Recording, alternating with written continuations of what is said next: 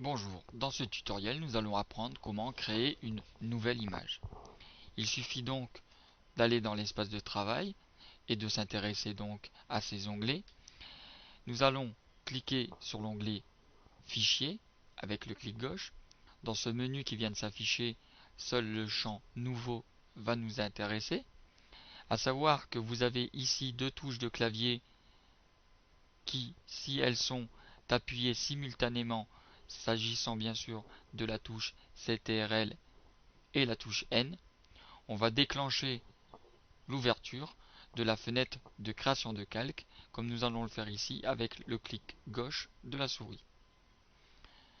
Dans cette fenêtre de création de calque, nous allons nous intéresser, donc dans le premier champ, à une liste de dimensions prédéfinies qui sont généralement les dimensions les plus courantes.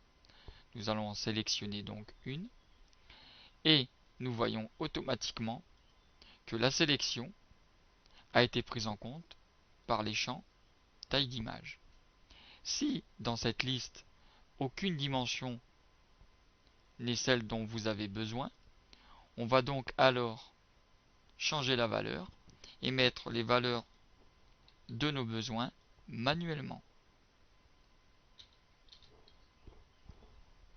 Ici, j'ai mis une largeur de 468 et une hauteur de 215 pixels. Si nous intéressons à la ligne qui est juste ici, nous voyons que le logiciel a toujours en mémoire 468 pixels, je suis bien d'accord, 480 pixels, là, on n'est plus d'accord. Tout simplement parce que le logiciel, pour lui, n'a pas encore validé la valeur que nous venons de mettre. Pour ce faire, il suffit juste, par exemple, de faire un clic sur le champ qui se trouve en haut. De ce fait, nous validons la hauteur et on voit que le logiciel est bien pris en compte. C'est une façon de s'assurer de la création de calque qu'on le fait bien avec les dimensions que nous avons besoin. La notion de pixel, parfois pour certaines personnes, n'est pas très claire. On va donc s'aider en utilisant une unité de mesure qui est beaucoup plus familière. Il s'agit des millimètres.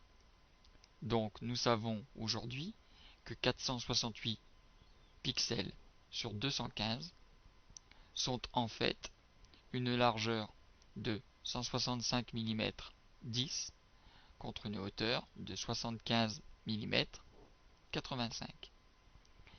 Sachant que nos valeurs sont différentes, nous créons donc un calque rectangulaire. Ces deux boutons permettent de définir si on veut créer notre image ou notre calque de version horizontale, c'est-à-dire de la version paysage, ou de la version portrait, qui va le créer de façon verticale.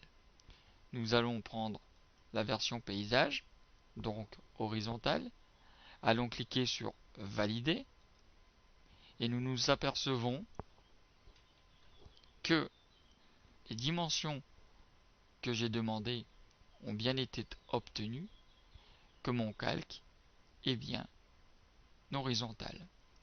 Voilà le premier tutoriel pour créer un calque. D'autres tutoriels vont suivre pour aller un peu plus loin dans les options d'une création de calque.